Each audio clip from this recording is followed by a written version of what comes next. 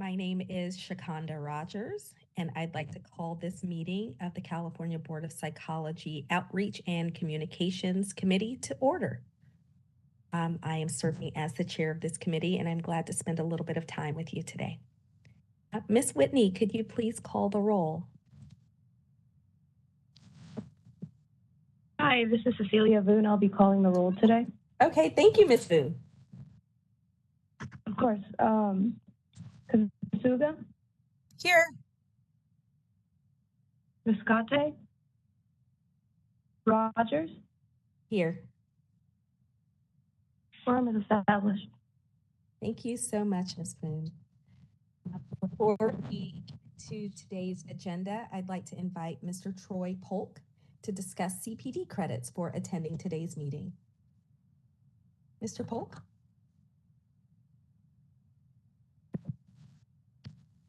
Good morning. Attending today's Outreach and Communications Committee meeting provides you with CPD credit under Category 1, attendance at a California Board of Psychology meeting.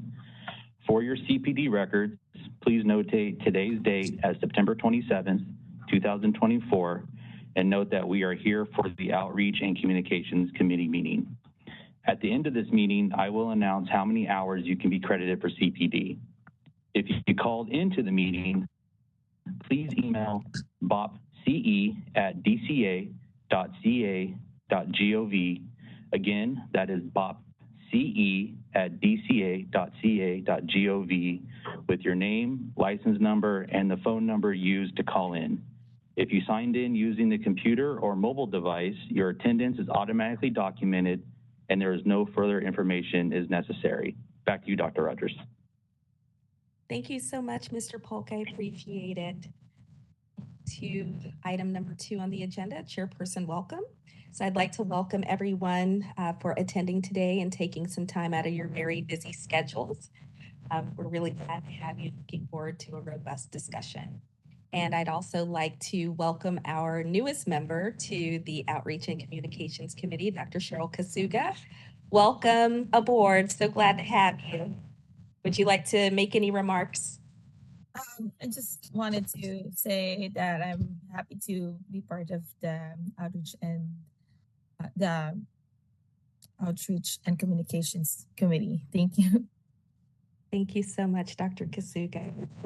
Is there any public comment on item agenda number 2? Chairperson welcome.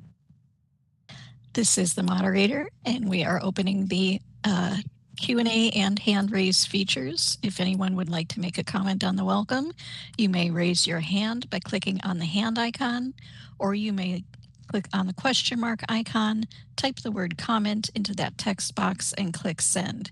Each speaker will have 2 minutes with a 30-second warning, and we ask each speaker to speak only once per agenda item. Are there any comments on the chairperson's welcome?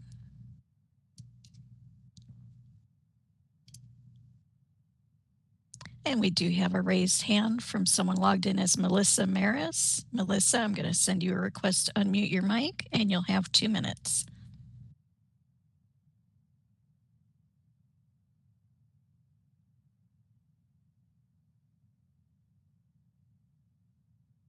And Melissa, did you see a pop-up come up saying unmute me?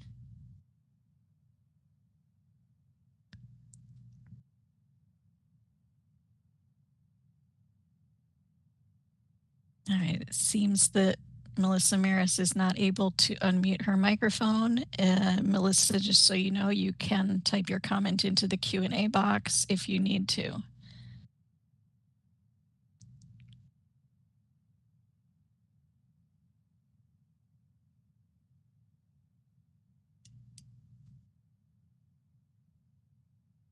And I do not see any further requests for comment at this time. Shall I close the public comment section? Yes, thank you so much. You're welcome. Thank you. We'll move on to item number 3, public comment for items not on the agenda. The board may not discuss or take action on any matter raised during this public comment section, except to decide whether to place the matter on the agenda of a future meeting. Or I invite speakers to come forward to make public comment. I would ask individuals making comments not to not discuss the specifics, including names as to pending complaints, pending licensing applications, or pending disciplinary actions that may come before the board for a decision. This refers to current and pending complaints and possible future complaints. Such discussions are considered ex parte communications, as they could provide information to the members that is outside of the record in violation of the administrative law. While there may be a desire to engage in further discussion with comments presented during this time, the board may not discuss or take action on any matter raised during this time. Although this may give the impression that we are not being responsive, these procedures are critical to compliance with the Open Meetings Act and to avoid compromising the speaker's goals or the board's mission. In addition, if there is a speaker before you who expresses thoughts that are extremely similar to yours, please feel free to verbally agree with the previous speakers instead of repeating the exact same comment. And each speaker will have 3 minutes. Do we have any public comments at this time for items not on the agenda?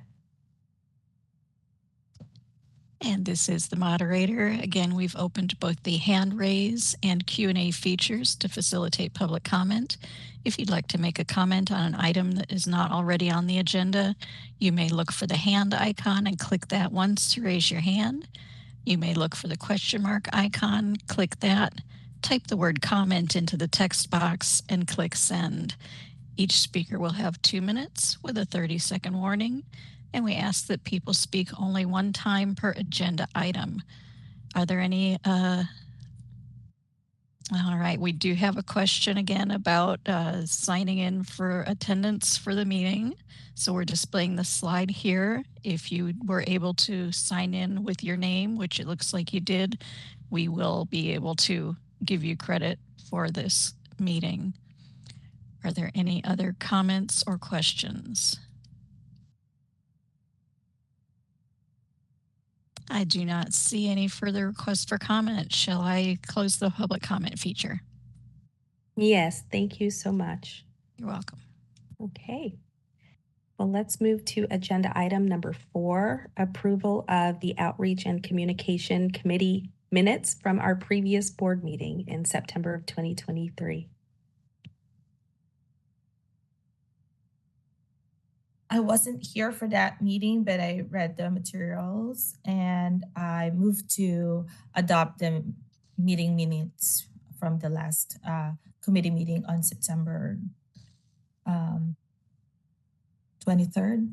Oh no, 2023. Yeah. Yes, thank you so much, Dr. Kasuga, and I will second that motion. Do we have any public comment? This is the moderator. We've opened up public comment features.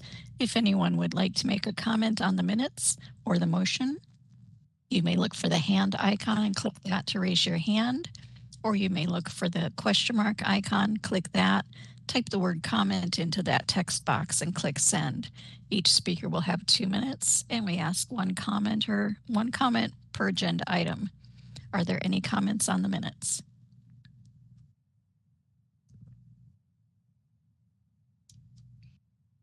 I do not see any requests for comment. Shall I close the public comment feature? Yes, thank you. You're welcome. Okay, Ms. Boone, would you call the roll, please? Yes. Kasuga, Aye. Viscate, Rogers, Aye. motion passes. Thank you so much. Move to agenda item number 5, which is our strategic plan update. And this will be delivered by Mr. Jonathan Burke.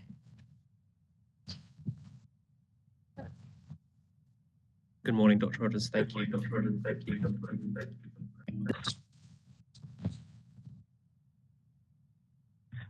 Try that again without the echo. Good morning. Good morning. This is an informational update on the strategic plan action items. There's no action to be taken by the committee. This is a relatively new strategic plan action update in that it was only approved on, I believe, March the 1st of this year. A few items to highlight is we're on track to submit the budget change proposal for fiscal year 2025-2026. That's going through the internal, the various internal review processes at the moment. And we are working with the DCA, Office of Information Services, as well as the Medical Board, to bring research psychoanalysts, a new license type we will be taking on January 1, 2025.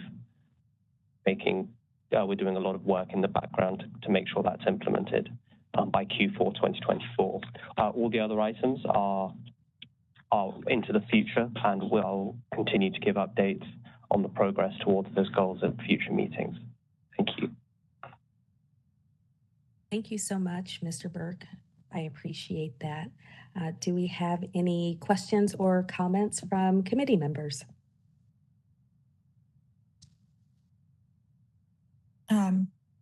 I do have a question with regards the information on. Let me just get to the correct page so I can direct the discussion better. On page 16 of the strategic plan. Okay, page. Sorry. Oh, page 15, actually. Sorry about that. So one of the descriptions here on 5.1.1 is to co-host stakeholder meeting with Board of Behavioral Sciences and Commission on Teacher Credentialing. And the responsible party would be the executive officer and licensing manager. And also thinking about the previous board meeting where there was a conversation about this being taken up by the licensing committee as well. I believe there's going to be a stakeholder meeting that will be done with a different committee. So do you know how we will be involved with that, or is that going to be I'm just trying to kind of like understand how that will be handled by both committees.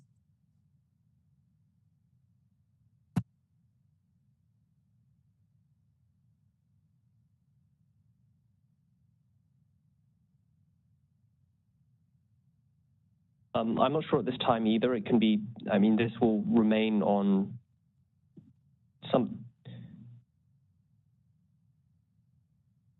this agenda item will be on the Outreach and Education Committee meetings going forward, and it will be the Outreach and Communications Committee as well as the Licensing Committee because it overlaps so much. I think you can both be involved with it. I don't think it needs to go directly to one or to another. Does that answer your question? I do, and understand as well that like strategic plan is across several years. So there's probably times when the licensing committee will be more involved, like probably for that stakeholder meeting. And then when we probably get information from that, we'll be able to bring it to our committee and address some of the things that belong to this committee in terms of the objective 5.1. Is that kind of like what am I getting it right? Yes, that's what I think as well. Thank you. Thank you so much, Dr. Kasuga and Mr. Burke. Do we have any public comment on this agenda item? This is the moderator, and to confirm, we do not have any members of the public in person at the Eldorado room. Do we have any comments on the strategic plan update from anyone on WebEx? If we do, we are displaying instructions on the screen. You may click the hand icon to raise your hand, or you may click the question mark icon, type the word comment into the text box, and click send. Are there any comments on the strategic plan update?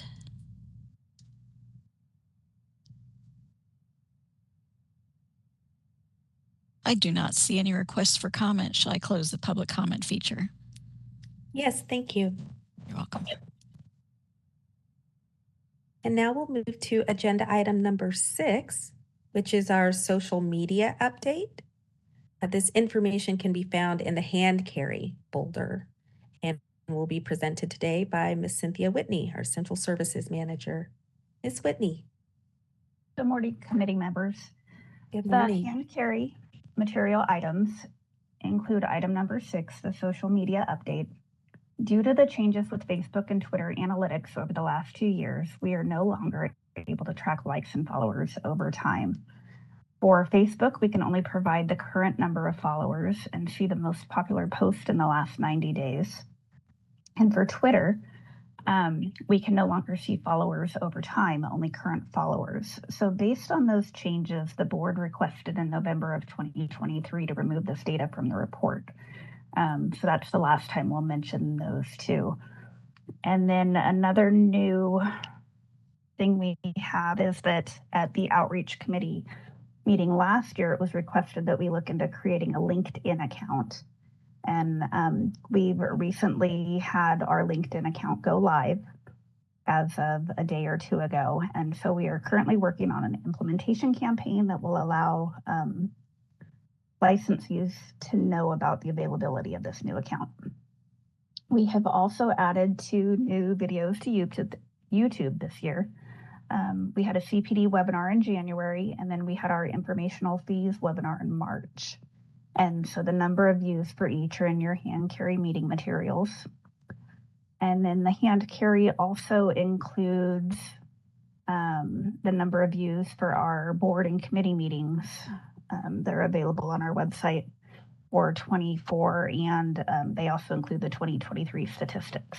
So that concludes item number 6 as an informational item only, and I would be happy to answer any questions you have. Thank you, Ms. Whitney.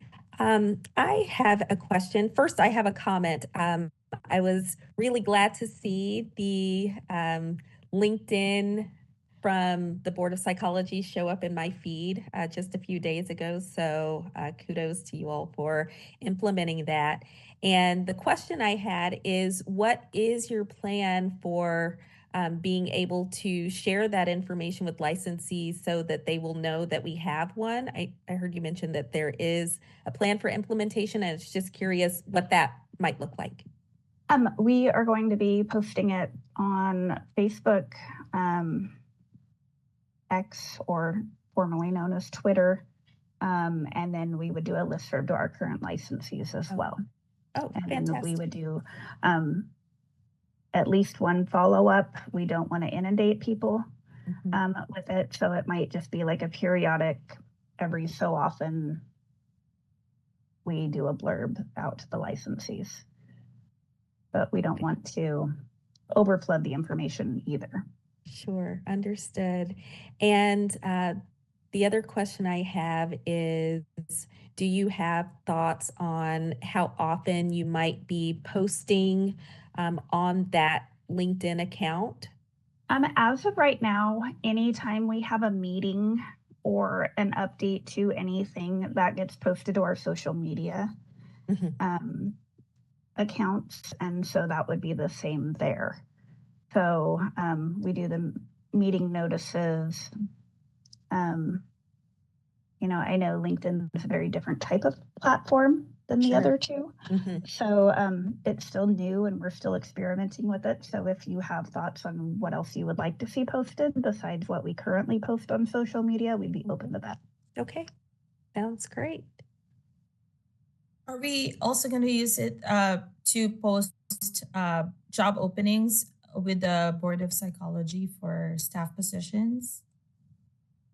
We could. I'd have to see if there's any restrictions on us posting job applications anywhere besides our Cal Careers. So that's Okay. something I could look into. I'm not as familiar with LinkedIn. I primarily use it for kind of like looking at what jobs are out there or connecting with other professionals.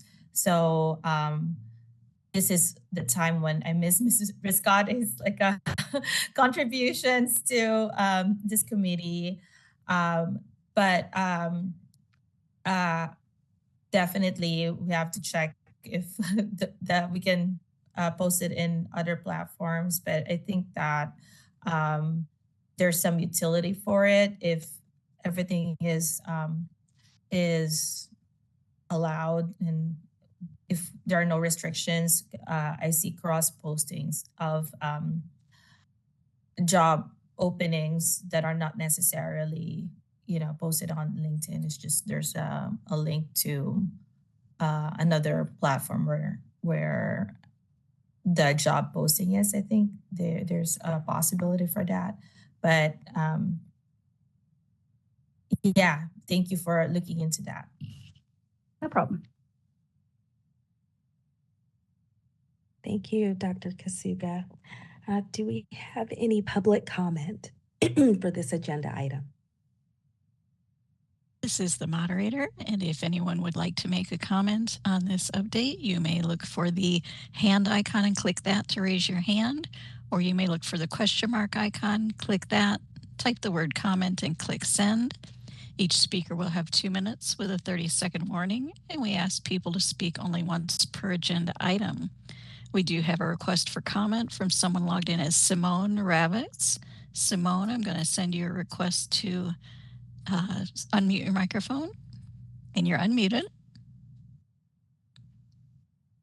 You can go ahead. Okay. For Cynthia Whitney, I could not hear, besides Facebook and Twitter, how are licensees going to be notified about the new LinkedIn presence? We have a listserv notice. So if you're signed up to receive notifications from the board, you would receive it in an email format. Okay, great. Thank you.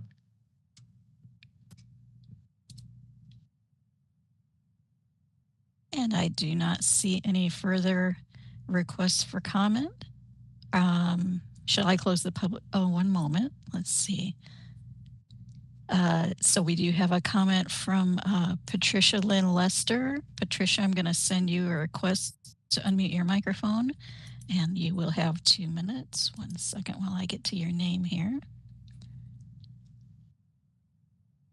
And I do not see Patricia in the... Let's see. Oh, here you are.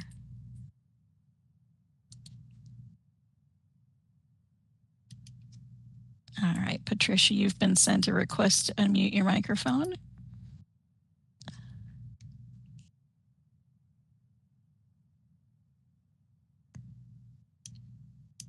You're unmuted, Patricia. You can go ahead. And Patricia, we're not able to hear you.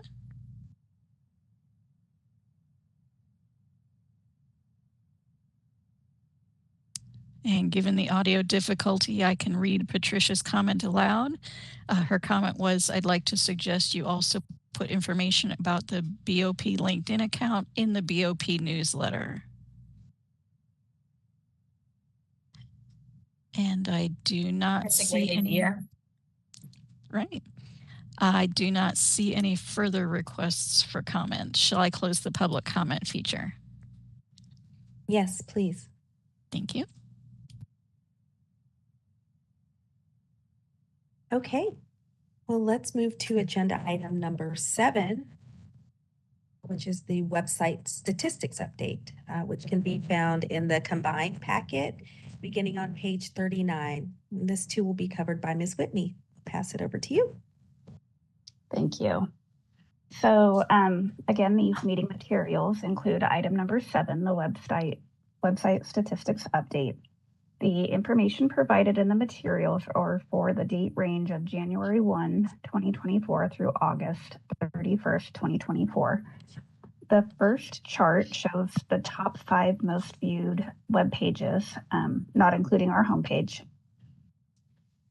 At the request of the committee last year, we included a comparison of the 2023 statistics. So you'll see the 2 different years in that chart. The only one that does not have the 2023 statistics is the psychological associate page, because that was not in our top 5 last year. And then the next section of bulleted items are represented by corresponding graphs on the next few pages by quarter, with the exception of the summer 2024 newsletter. That one is broken down by July and August views. And then again, we added a 2023 chart to show the side-by-side comparison. And then the last portion is the legislative and regulatory advisory views on our page. Again, same date range, January 1, 2024 through August 31st, 2024, along with the 2023 side-by-side comparison.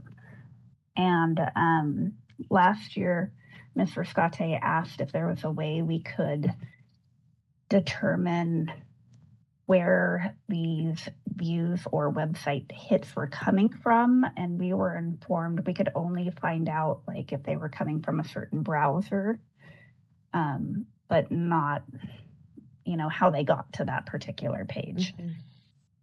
So this is an informational item only, and I'd be happy to answer any questions on the materials. Thank you so much, Ms. Whitney. I don't have any questions or comments. Dr. Kasuga?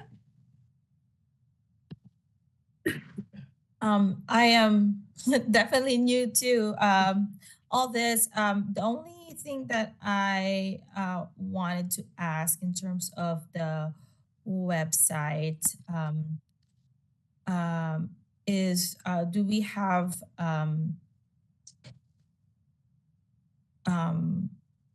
any accommodations that or like any, are we thinking about having information in other language for the website? I know that's not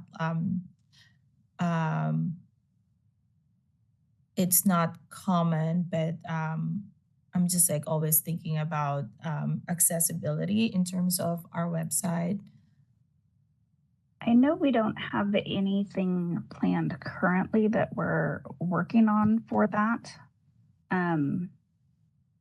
But we can definitely look into see what options are, and then what it would take to get them in different languages. Are you thinking the entire website or just specific items? I know we have 2 publications that are currently provided in Spanish, but that's Just really like the only thing we offer in a foreign language.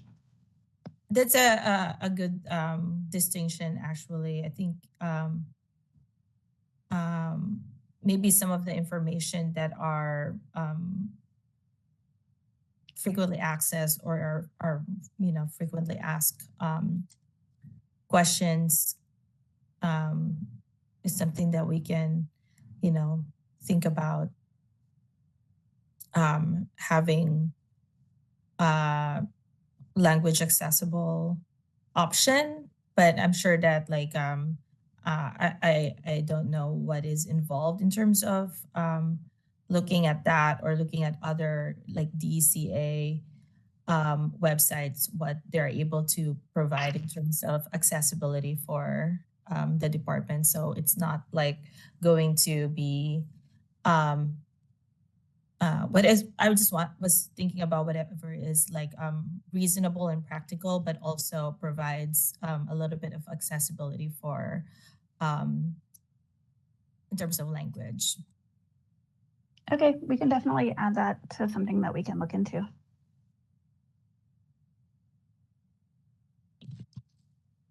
Thank you, Dr. Kasuga, for your comments and questions. Do we have any public comment on this agenda item? This is the moderator, and we've opened up the hand raise and Q&A features to facilitate public comment. If you'd like to make comment on this update, you may look for the hand icon and click that to raise your hand, or you may look for the question mark icon, click that, type the word comment into the text box and click send. Each speaker will have 2 minutes, and we ask that you speak only once per agenda item. Are there any comments on this update?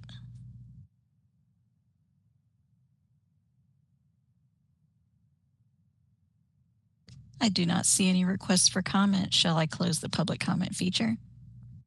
Yes, thank you. You're welcome. I also just wanted to add, Dr. Rogers, that I thought it was interesting the legislative advisories and the views to date, because I'm also serving in the Legislative Affairs Committee, and it's just interesting how like the different committees have some shared things, and this is definitely interesting information on the comparison between views to date in 2023 versus 2024. And I just like appreciate that this information is available. Oh, I agree. I like to see how they have it broken down and the distinction from one year to the next. It's really, really helpful information. Okay, let's move to agenda item number 8. This is the newsletter update, which can be found in the combined packet beginning on page 46. And this will be covered by Mr. Burke. I'll hand it to you.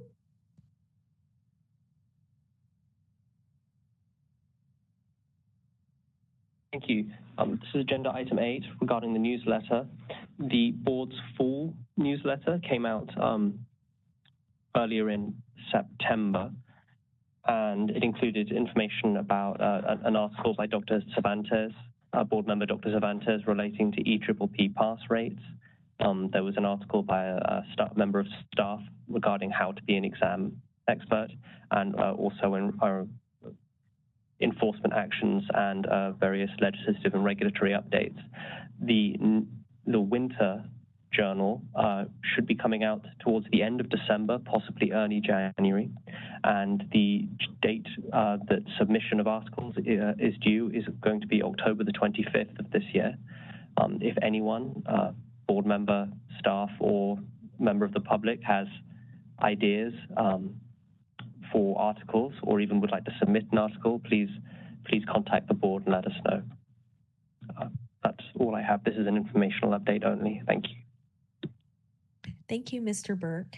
I actually have a question about the newsletter. I thought the information was super informative. I appreciate the article by Dr. Cervantes about the EPPP pass rates. Is this something, I know we've talked about how to let licensees know how to access the newsletter. And so I'm wondering if we could post a link to the newsletter on our new LinkedIn page, just so people will be able to access it that way.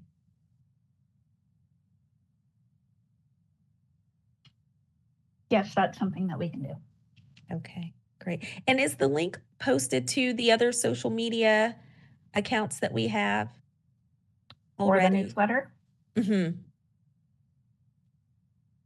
Yes, it is. Yes. It's posted to both Facebook and X. Okay, so we could add it to our LinkedIn page. Okay, fantastic. Thank you so much. That's my only question on this item. Dr. Kasuga? No additional comment, except that I think it's a good idea to post the newsletter on our new LinkedIn page. Okay, Okay. fantastic. Okay, let's move to public comment on this agenda item. This is the moderator, and we've opened up the WebEx hand raise and Q&A features to facilitate public comment.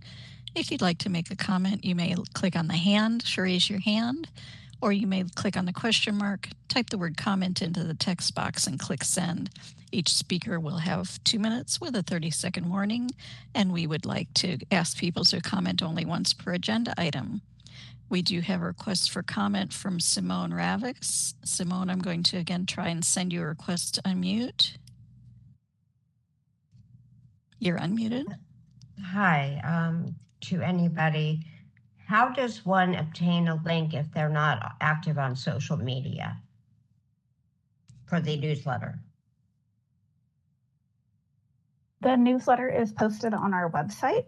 If you click on the publications tab of our website, it's under the Board of Psychology newsletters, and you can see you can see the current one and all of the past newsletters that we've posted. All right. I know that social media is very powerful. However, I still think there's some people that may not really rely on it that often. And this is really important information that I think all licensees need to know. So I would appreciate any way that the information can get out there.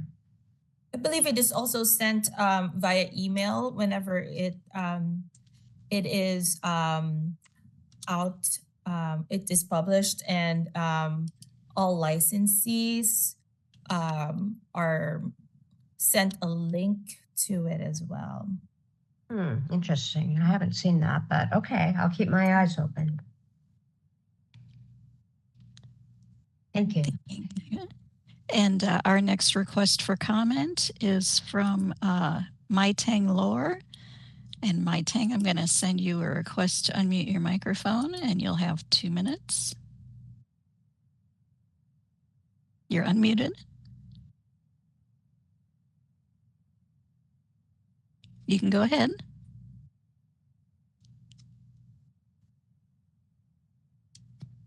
And Mai-Tang, we're not hearing your voice.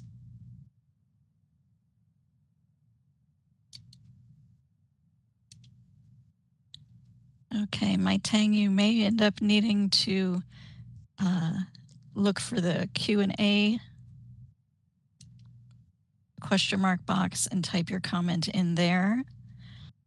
Sounds like your audio is not working as expected.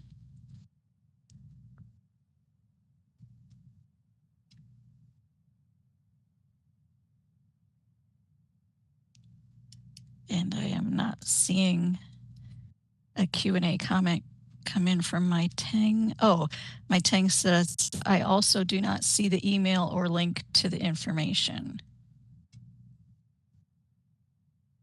So I guess that is a comment for staff. And other than that, I do not see any further requests for comment. Shall I close the public comment feature? Yes, thank you very much. You're welcome. I do have a question for board staff. I don't know if it might be that the announcement from the board, I don't know if it might be going to licensee's spam folder. I'm not sure. It comes directly to my inbox, so I see it when it's sent out to announce the publication of the newsletter. I'm just wondering if that's something that you all can look into. I'm not sure if that's even possible, but I just am wondering if some people might miss it because it's not showing up directly in their inbox. I don't know how much control we have over that piece, though. But it is pertinent information, and I think it's important that licensees are able to see, what we're doing here at the board. Any thoughts? This is John Burke, Interim Executive Officer. Yes, we do currently send the email, the link to every licensee if we have their email address. And all licensees should be on our licensees distribution list.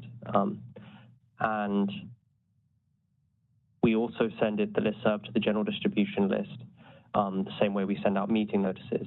Now, this isn't the first time that we've heard from licensees that they don't receive it. So it is possible that they're going to their spam, or they have a filter or something like that, because some people's emails, the security on them is such that, mass emails that are sent out by organizations such as us, that's where they go. So that might be a thing to check. Unfortunately, the listserv program that we use, we have tried to look into what analytics we can get from it. And it really is quite limited. There are tools which would allow you to see if how many people have received them, how many people have opened it, how many people followed it. We don't really have that information, so we don't know if it is going to people's spam, unfortunately.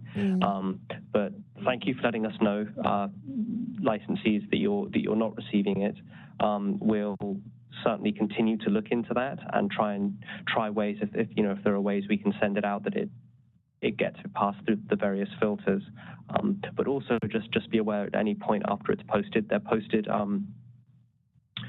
usually 4 times a year, and there is a part of our website where you can go at your leisure and see them and click on them and view them that way. That's all I have, but we'll continue to look into why some people are not getting it when we are emailing it to the address that we have on file. Thank you. Thank you, Mr. Burke. Dr. Yes, Dr. Rodriguez, Kasuga. Yes, go ahead. I looking at my email, and it seemed like the last one I received was summer of 2024 edition of it. So it could be that, is that the most recent one? No. So I guess it must have been, because I got all the other ones as well. So we can look into that. Maybe it's something that was missed, or but I shared that I also didn't receive it on my email. The last one I received was the summer one in terms of the newsletter.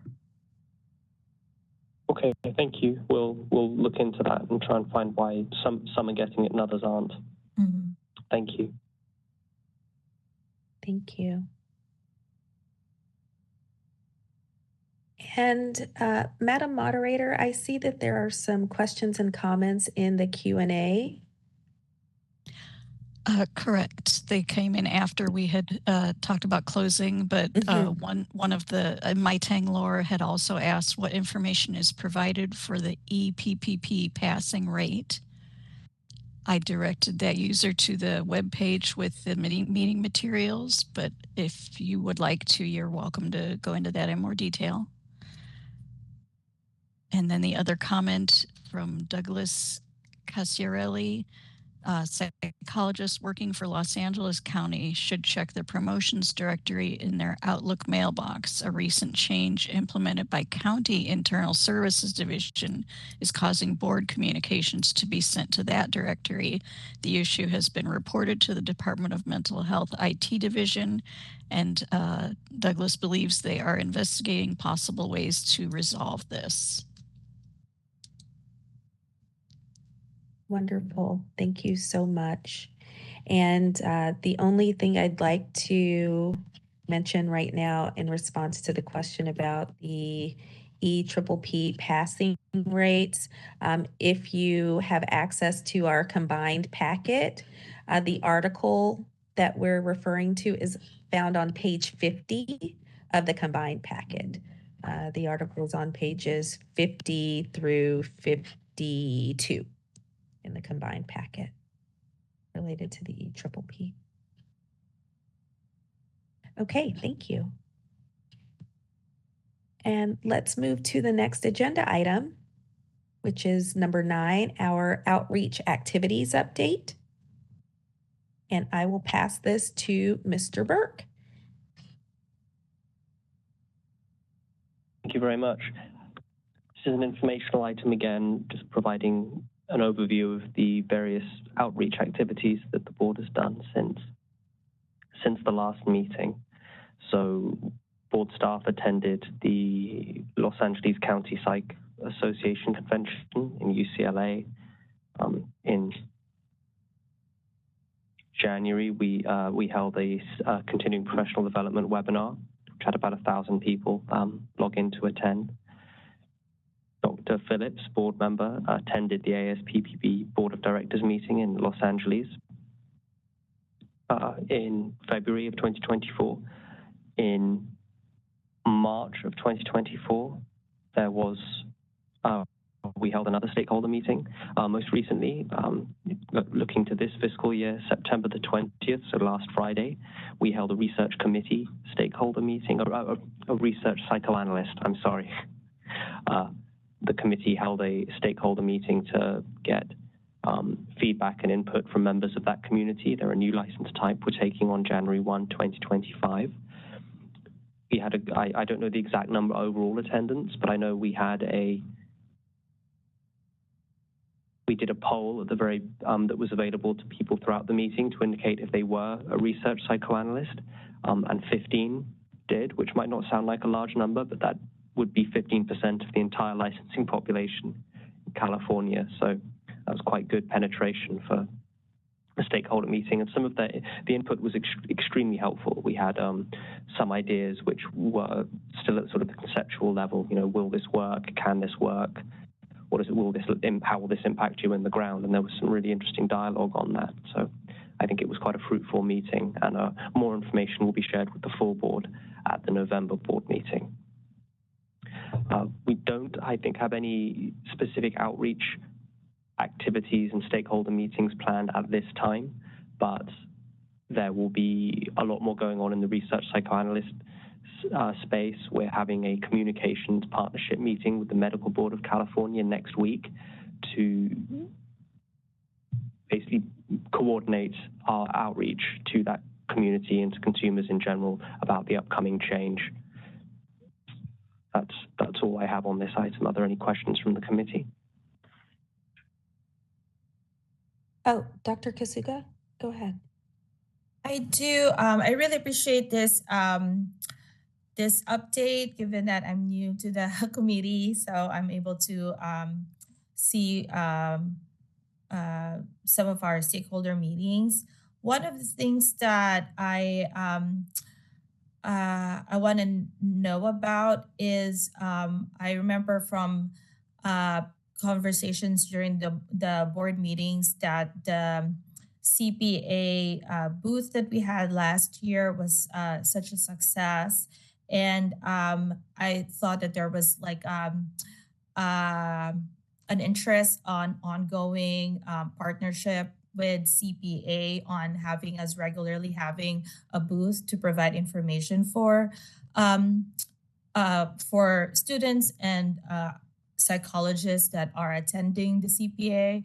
And I was surprised that we weren't present in this year's CPA, which was held in San Jose last week. And I was just wondering what happened with that.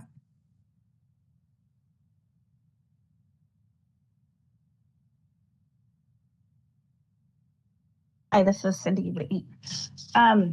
We were invited to go to CPA this year. We were in talks with them.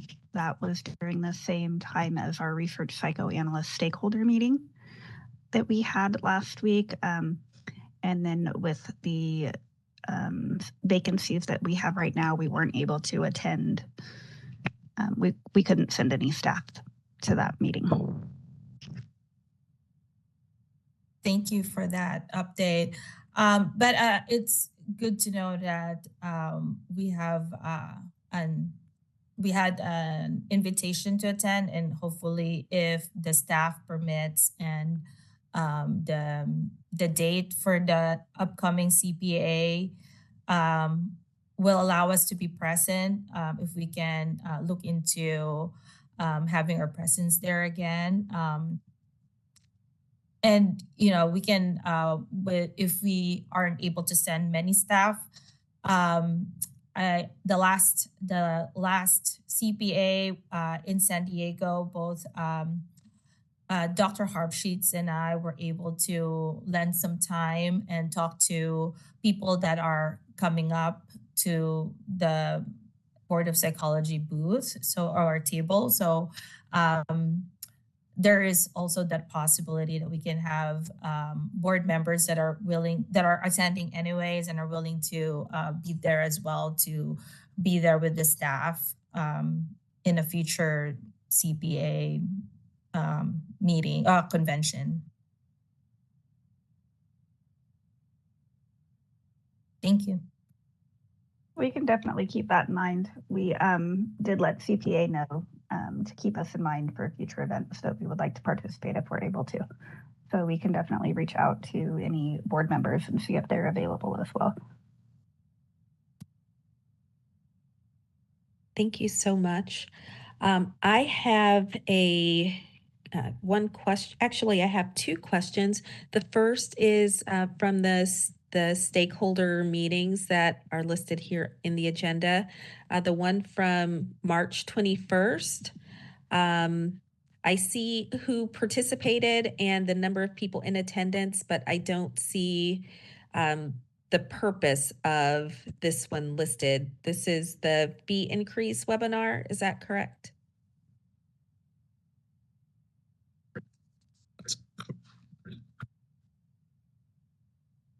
Sorry, I muted the wrong thing again. Yes, I believe that's the fee increase webinar. Okay. Thank you. Sure, no problem. And the other question that I had is what has been the discussion with board staff around outreach effort given budgetary constraints? Have you been thinking of ways of continuing to have some outreach given those external limitations?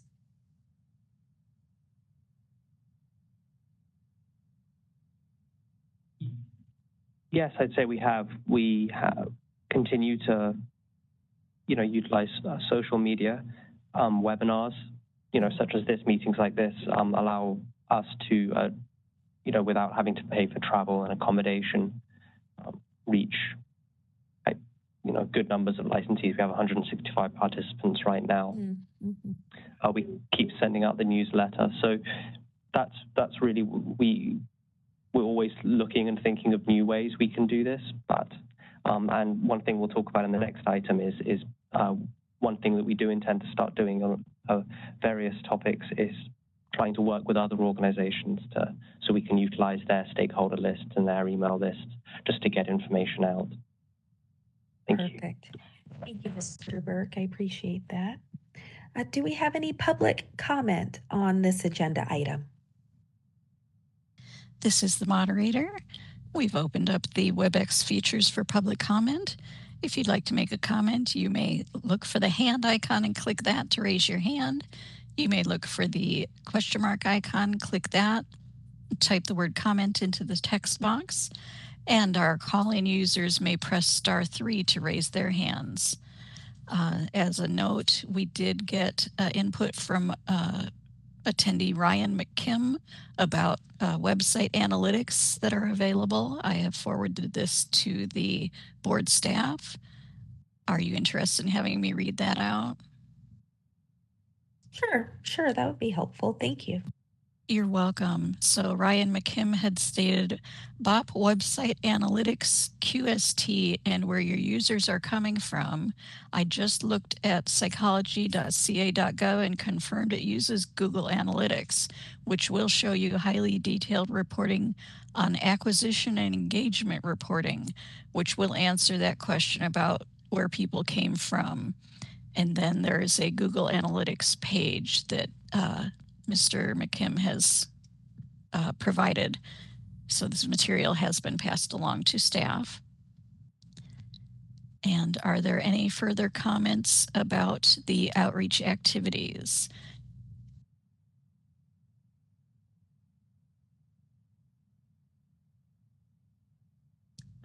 I do not see any further requests for comment. Shall I close that public comment feature? Sure, thank you so much. You're welcome. And the information about Google Analytics is incredibly helpful. I am not technologically savvy, but I hope that information will be helpful for board staff in getting more information about where folks are coming from. Okay, let's move to the next agenda item number 10. This is barriers to telehealth survey and next steps. This will be provided by Mr. Burke. It can be found on page 64 in the combined packet. Mr. Burke, go ahead. Thank you. So this concerns the barriers to telehealth survey.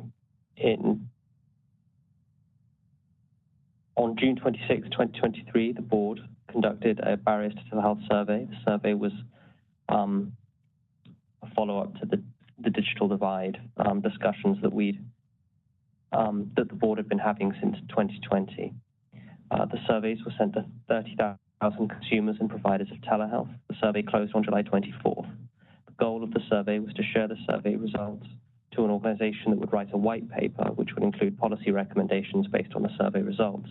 To date, no one's expressed an interest in that, although we have shared the survey results with a number of other entities, specifically the University of California and the Little Hoover Commission.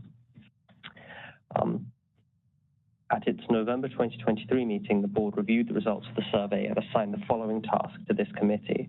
Engage in partnerships with stakeholders such as the American Psychological Association, the Association of Black Psychologists, ASPPB, the California Psychological Association, the Trust, which is Professional Liability Insurance Risk Assessment Group, and the Association of Regional Center Agencies regarding practice standards and best practices via webcasts, podcasts, newsletter articles, and social media. The purpose of this meeting is to really discuss, develop an action plan or next steps based on the direction from the board. Thank you. Thank you, Mr. Burke. Any comments or questions from our committee members?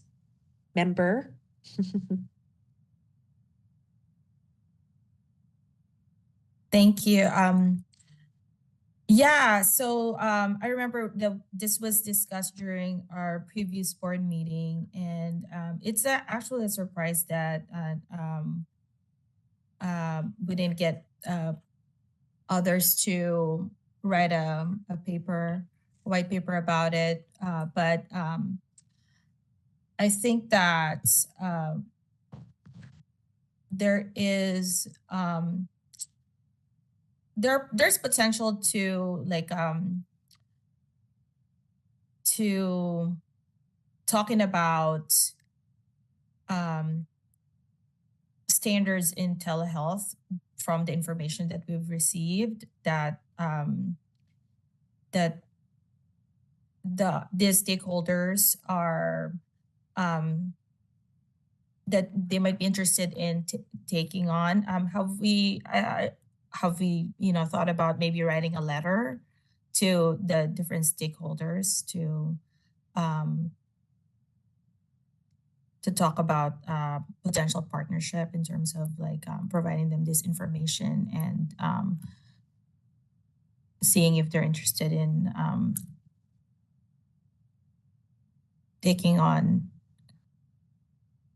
best practices or something like that? No, I don't think there have been letters sent to these organizations on this, which is something we can absolutely do. And the letter would be asking, would they be interested to partner with us to share information about standards in telehealth? Mm-hmm.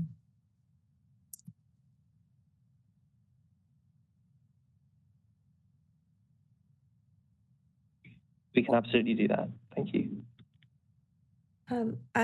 Along those same lines, I know we've been working on this for quite a long time, and I was wondering if there is a way to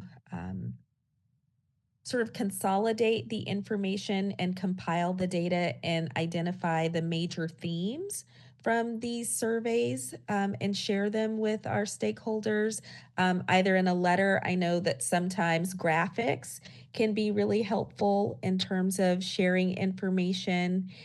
So that's my first question. Is there a way that we could just sort of create a data sheet that could be distributed or posted on our social media?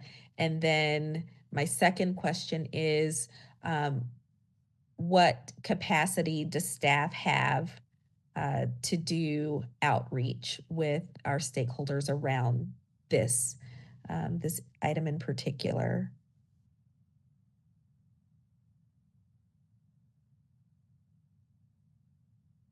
Okay, we can certainly look into how best to consolidating the information because they're quite comprehensive. We got many results. Yes, yes. From it, and identifying major themes and seeing if that can be put in a graphic format, easily digestible on social media. That's absolutely something we can and will look into and develop. In terms of outreach, once that's done and this has been sort of digested by staff and analyzed, then it can be, I think then it will be ready to be shared out to various groups. Mm-hmm. I don't think there's much limitations on it, especially if it's once the analysis is done, it'll be, writing a letter, contacting them, maybe having meetings, a public stakeholder meeting, that sort of thing. It is something staff can do. Okay. And one other question from this item where it was talking about practice standards and best practices, and it says via webcast, podcast, newsletter, articles, and social media. Could you say more about how this might look in a webcast or podcast format? I appreciate all of the ways that we're trying to disseminate the information to our licensees and stakeholders. But I was just curious if you had thoughts about how that could look.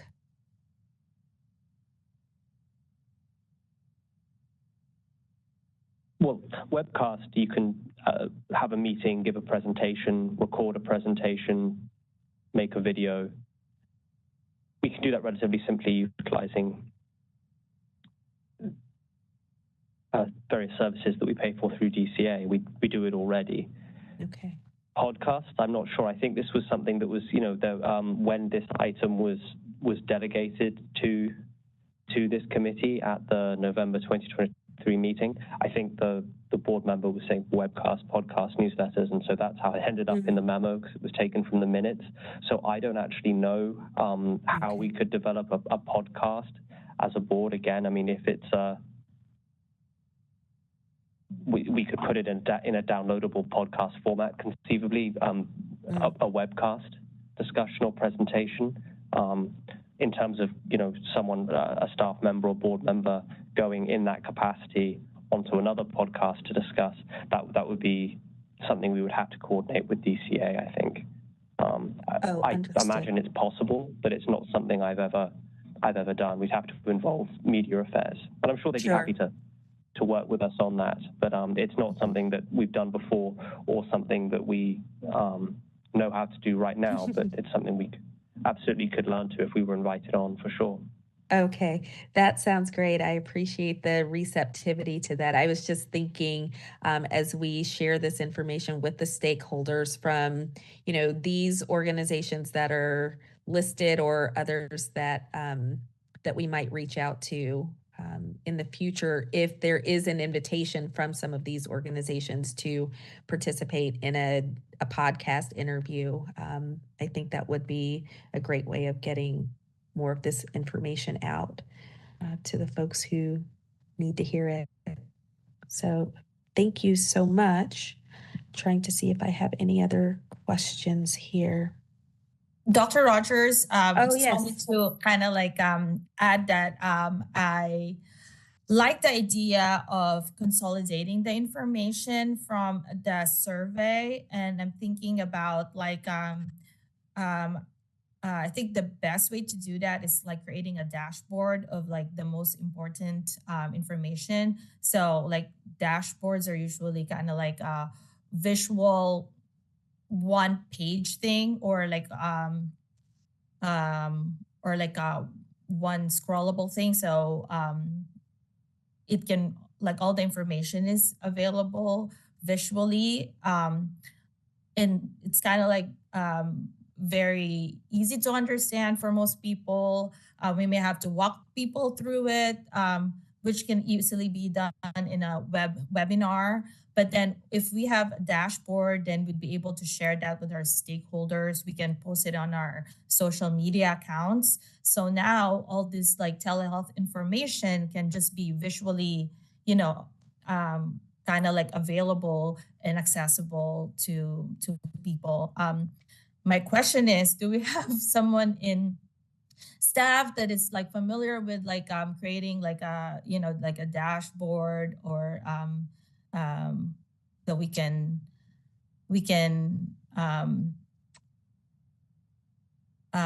task with this?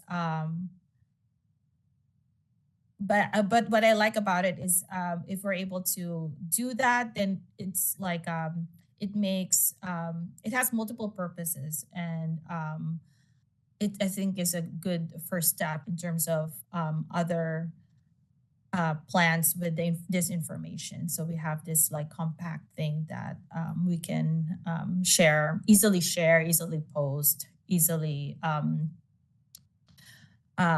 discuss in a future webinar.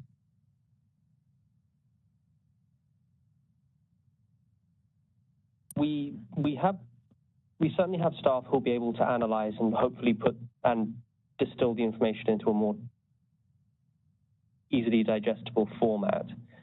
In terms of the formatting of how to best present that, I don't know if we have anyone internally, but again, we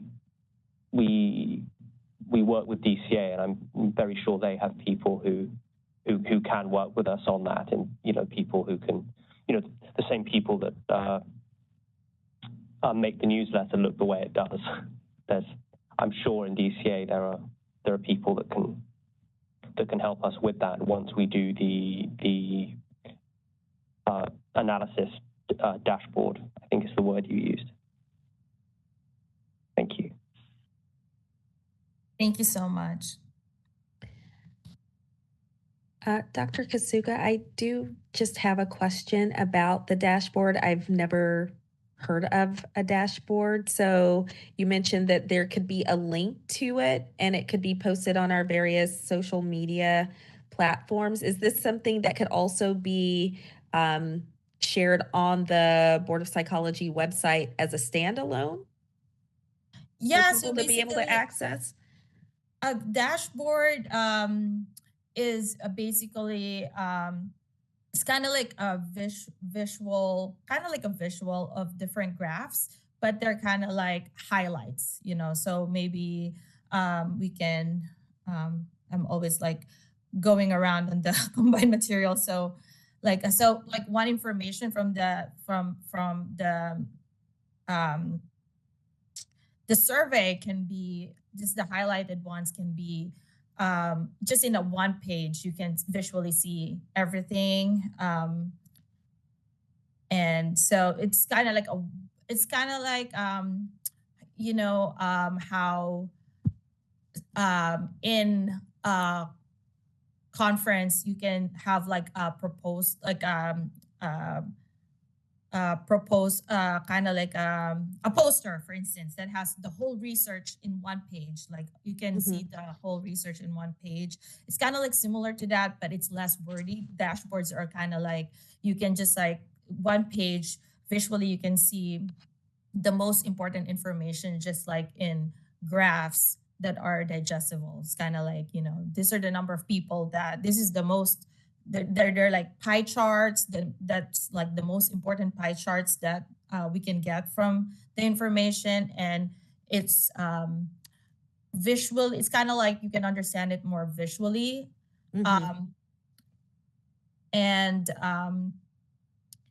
it's concise, and the information can be as big as like a one-page paper, So if we have a link to that, we can have it in our newsletter. We can have it in as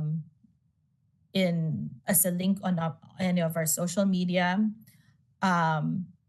So it's like a very versatile tool. I see. Okay, great. Thank you so much.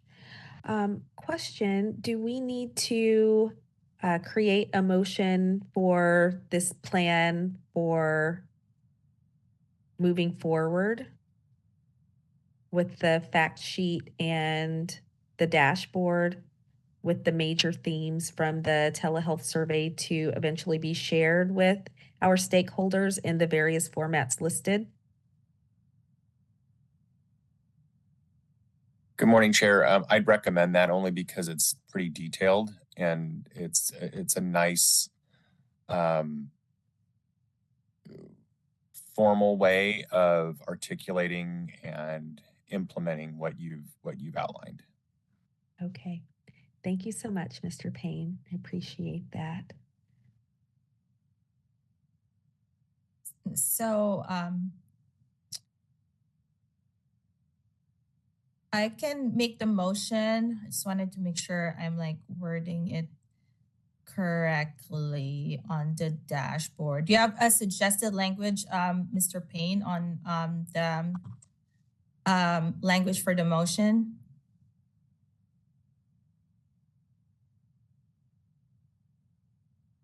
There doesn't have to be specific language per se. I can sort of kind of edit it as we need to for friendly amendments, but I might defer to you, Dr. Kasuga, to just kind of start to get the gist of it, and then we can sort of shape it as needed. Okay. So sorry, wait a second. Okay. So I move to direct board staff on creating a dashboard related with the information on the telehealth survey.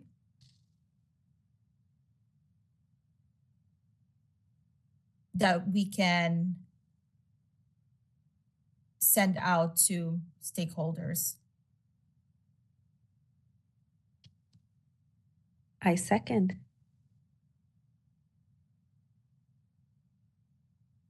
Thank you. I think that's great. Just maybe a question for staff. Staff, is there anything you need for clarity purposes with the motion?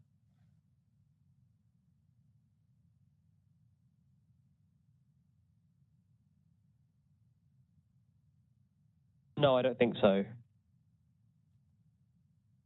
I think it's pretty clear from the discussion what Very good. Dr. Kasuga and the committee are requesting. Thank you.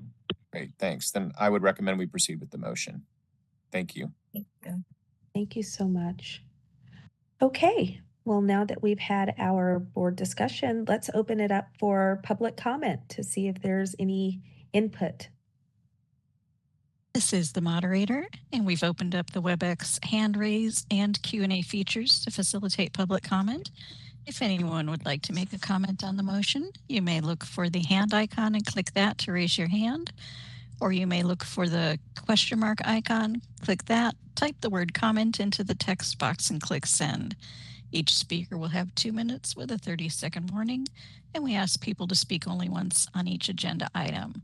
Are there any comments on the motion or the topic?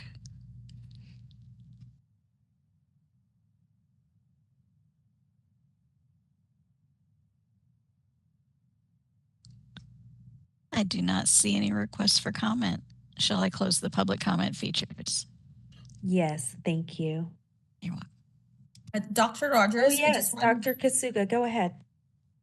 Thank you. I just wanted to add that I searched a definition of a dashboard. And a dashboard is a way of displaying various types of visual data in one place. Usually a dashboard is intended to convey different but related information and in an easy to digest form. I think that's a more articulate way of describing the dashboard from my kind of like just impromptu description earlier. Okay, that's helpful, but I thought your description was perfect. I got what you were saying, but thank you for the added clarity. Thank you. Okay, let's call the roll, please. And take a vote. Kasuga, I'm sorry. Aye. Biscate, Rogers, Aye. motion passes. Okay, thank you so much, Ms. Boone. Next on our agenda is item number 11, recommendation for agenda items for future committee meetings. Note the committee may not discuss or take action on any matter raised during this public comment section, except to decide whether to place the matter on the agenda of a future meeting.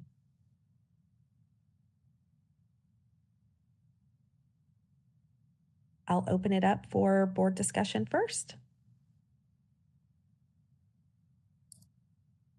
I'm just happy to be here, and thank you, Dr. Rogers, for leading the discussion. I don't have an agenda for future meetings. Okay, thank you, Dr. Kasuga. Appreciate that, and so glad to have you here on the committee. Let's open this up to public comment. This is the moderator, and we've opened up the WebEx public comment features. If you'd like to make a comment or suggestion of an item for a future agenda item, you may look for the hand icon and click that to raise your hand, or you may look for the question mark icon, click that, type the word comment into the text box and click send. And our call-in users may press *3 to raise their hand. Are there any suggestions for future agenda items?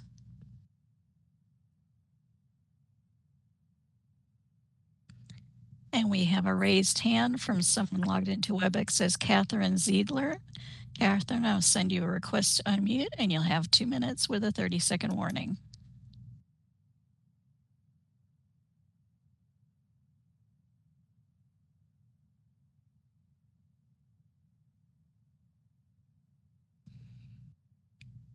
And Catherine, there you go. You're unmuted now. You can go ahead. Yeah. I just want to say that this is actually the first board meeting that I've ever attended, by by webcam. And I am heartened to hear that the Board of Psychology is really trying to get more information out to us. And I, as I've moved around over the years between different local associations, I've really appreciated being on the board sometimes and getting to know colleagues more personally. And I welcome the chance to do that with the overall board here, overall Board of Psychology. Thank you. Thank you. And we do have a question in the Q&A. And Simone, I will be sending you a quick request to unmute your microphone so that you may ask your question. Let me find your name in the list here. There you are.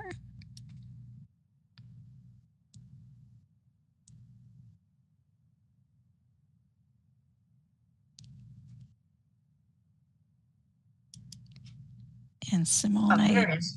Okay, I just got it. Hi.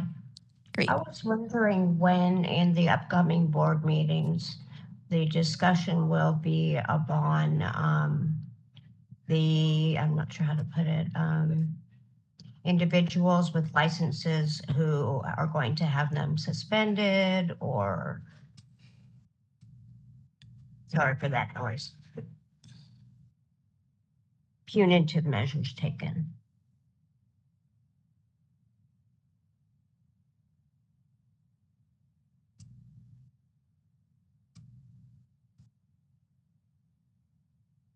Hi, Dr. Rogers.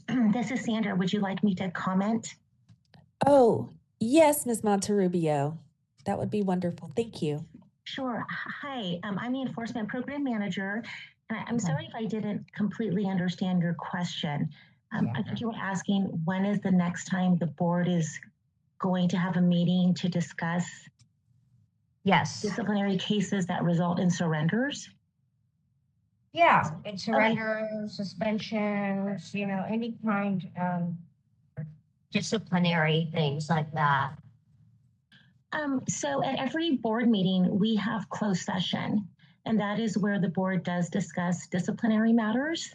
Our next board meeting is in November, so they will have a closed session portion where they will go into closed session, not open to the public, and they will discuss whatever pending disciplinary matters they need to All make right. a So decision. how then does one as a licensee give information, feedback, and ask questions about these processes, get involved since they're closed meetings?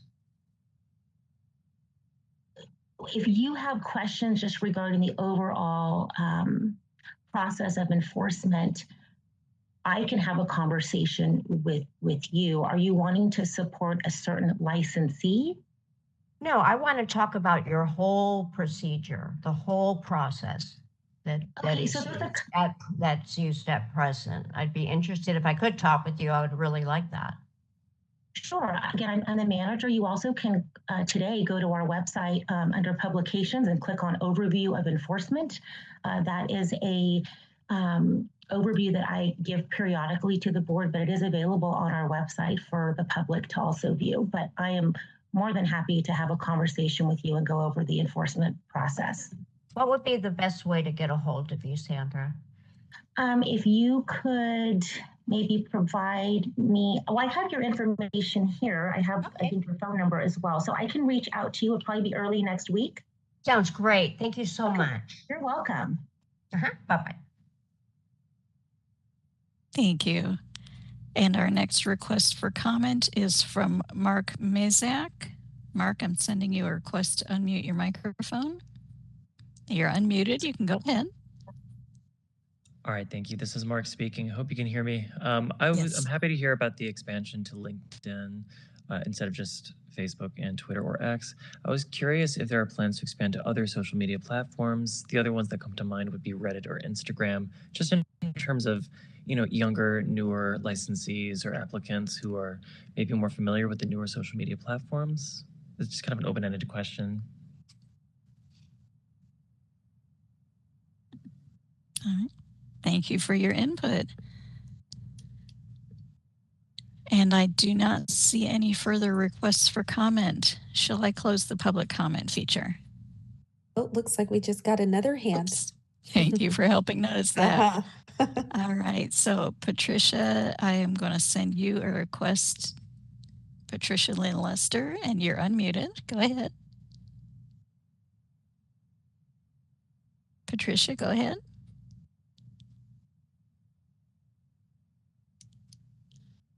No, this may be the person we had microphone issues with before. If you'd like, you can look for the question mark icon, click that, and type your comment into the text box. If you have a headset on or something like that, you may wish to unplug it and replug it, see if that resolves the issue.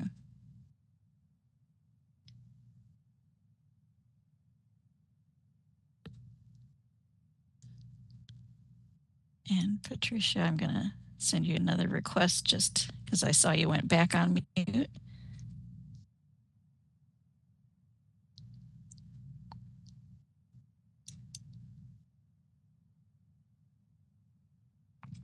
Okay, Patricia, let's try again.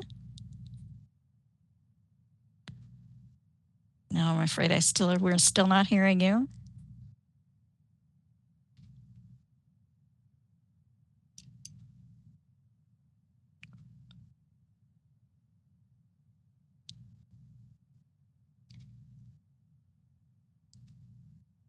All right, and apologies for the technical issues. Our next request for comment is from Mai Tang Lor, And my Tang's question is, when will the Board of Psychology discuss about the EPPP Part 2 and when it will be implemented in the state of California? So apparently that is a request for a future agenda item. And I can speak to that briefly. We discussed the EPPP Part 2 at, it seems, every general board meeting, our quarterly meeting. So I assume it will probably be on the agenda for our November meeting. Perfect, thank you. We do have a hand raised from someone logged into WebEx as Kim Leong. I'm going to send you a request to unmute your microphone. And you're unmuted. Hello, thank you very much. My name is Kim Leong. And I didn't know exactly when to bring in this comment because it sort of it relates a bit to the survey as well as the interest or the blocks to the telehealth. And in the survey, it looked like a lot of people or some comments were about the PSY Pact and that being a major issue with people wanting to do across state borders. And I was just wondering if pertaining to this committee, if there's an easier way on the Breeze or other sites where a licensee, either renewing or a new licensee, can get a link to the very most current issues with a SIPAC. I don't know if that would go in a dashboard because this thing is it's a moving target. You know, by the time you get your dashboard out, it would be different.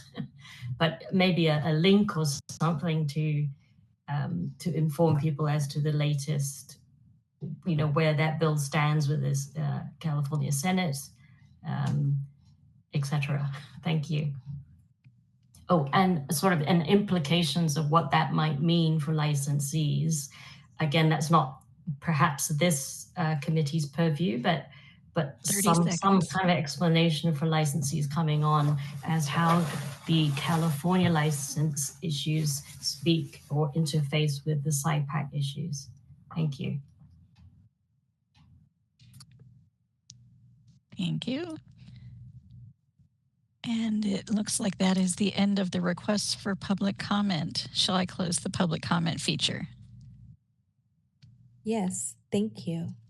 Oh, Patricia, my apologies. Patricia Lester finally was able to type into the comment box. So her comment was, just want to say again that with all of the emphasis on social media, that you make information available in your newsletter or through links on your website. If there is information that is only available through social media, it would be useful to know this. I have assumed that I was getting necessary information from the board in the newsletter. Considerations for neurodiversity and how licensees best utilize information would be helpful. And it appears we do have another raised hand from someone logged into WebEx as Paula May. Paula, I'm going to send you a request to unmute your microphone. And you're unmuted. Go ahead. I just, in a sense, want to piggyback on what the previous participant said about the SIPAC. I've also been very interested in it and have tried to go on the website, the Board of Psychology website, and have not been able to find anything. So if they were able to be clearer about that on the website and the updates on that, that would be greatly appreciated. So that's all. Thank you. So this is John Burke, Interim Executive Officer. I'd like to address some of the SIPAC comments, if I may, Dr. Rogers. Of course, Mr. Burke, go ahead. Thanks. Thank you. The board does have a position on SIPAC, but the board voted to not join SIPAC. It's done that several times. It voted to oppose the most recent bill, the number of which escapes me. Sorry, there are so many bill numbers, I can't quite remember them. It was AB 2051, Assemblymember Bonta. We do have on our psychology website, you can see all of the board's active legislative positions. If you click through from laws of regs from the homepage, you'll be able to see the board's legislative page. And then at the bottom of that board's legislative page, you can see current legislative positions. You'll also be able to see the letters that we've sent in either support or opposed to any active bills. So the opposition bill to AB 2051, the opposition letter, sorry, to the bill AB 2051 is online.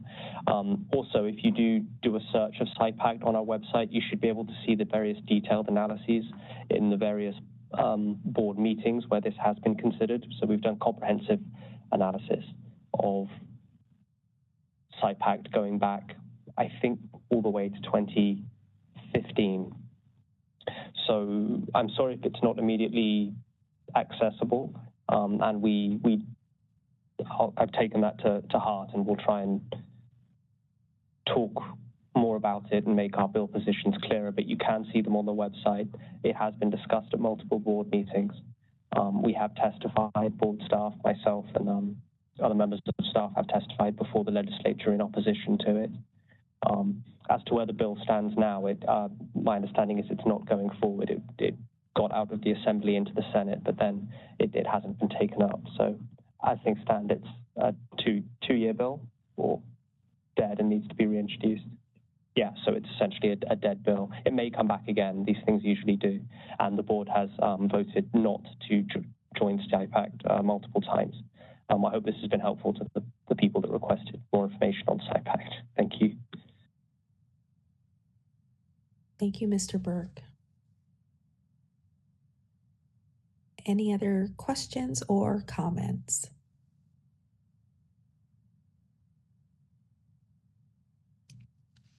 I see no further public comment or request to comment. Okay. Thank you so much. It is about 11:32, and before we adjourn today's meeting, I will turn it back over to Mr. Polk to discuss CPD credits for attending today.